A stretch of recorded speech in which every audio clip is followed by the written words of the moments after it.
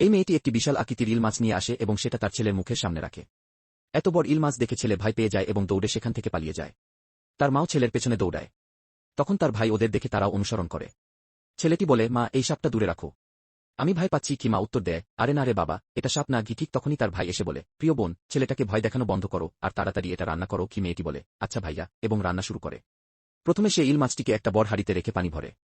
তারপর সে ভালোভাবে হাত দিয়ে ইল মাছটিকে পরিষ্কার করে। পরিষ্কার করার পর সে একটি বড় ছুরি নিয়ে মাছের উপর কেটে কেটে দাগ করে। এরপর শুরু হয় সবজি কাটা। বন্ধুদের বলতে হয় না, সবজি ছাড়া কোনো রান্নারই স্বাদ হয় না। সবজি কেটে নেওয়ার পর সে সেগুলো ইল মাছের সঙ্গে হাঁড়িতে দিয়ে দেয়। তারপর বিভিন্ন মশলা ও সস যোগ করে এবং সবকিছু ভালোভাবে মিশিয়ে ফেলে। এরপর যখন মাছটা ভালোভাবে মাখানো হয়ে যায়, তখন সে একটি বড় পাতায় সেটা রেখে ফয়েল পেপার দিয়ে মুড়ে দেয় এবং বলে, বন্ধুরা, এত কাজ করার পর আমি খুব ক্লান্ত। আমার এই কষ্টের জন্য একটা লাইক দিয়ে দিও। কি? এরপর সে কাঠের খুঁটির উপর মাছটিকে বসিয়ে রান্না করতে দেয়। 1 ঘণ্টা পর ইল মাছটা পুরোপুরি সেদ্ধ হয়ে যায় এবং খাওয়ার জন্য প্রস্তুত হয়। সে সুন্দরভাবে খাবার পরিবেশন করে এবং তার ছেলেকে ডাকে। ছেলেটি দৌড়ে এসে বলে, মা, তুমি ওই সাপটাকেই রান্না করেছ। মা হেসে বলে, বাবা, একবার খেয়ে দেখো, ভালো লাগবে। কি? যেই না সে প্রথম কামড় দেয়, সঙ্গে সঙ্গে চোখ বড় হয়ে যায়। উফ মা, এটা তো দারুণ স্বাদ, সে খুশিতে বলে।